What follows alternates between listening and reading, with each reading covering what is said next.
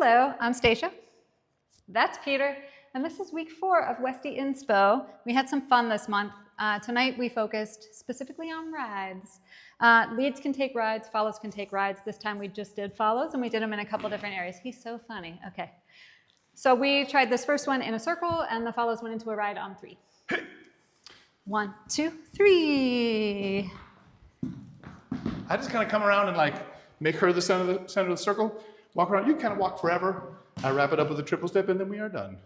In general, if I'm going to do these, I'm going to try to make some sort of intentional shape. In this case, we were making a line. So I just want you to think about it as much as you can down to your toe. Yeah, a little straight leg. You don't want to be like fire hydrant action. This one's like a little thinky, so just see if you can try to straighten that out. Now they went on 6. Yep, then we did it on 6. 1, 2, 3, and 4, 5, 6. Again, it can kind of extend however long you want. Keep on walking. Leaders, keep it moving, and we got to keep that away feeling, both of us. Yes. Now the fancy time. Are we doing the first part and then the move? Or just the whole thing? Let's do the whole thing. Whole thing. Looks like yes. Go a little something like this. Hit it.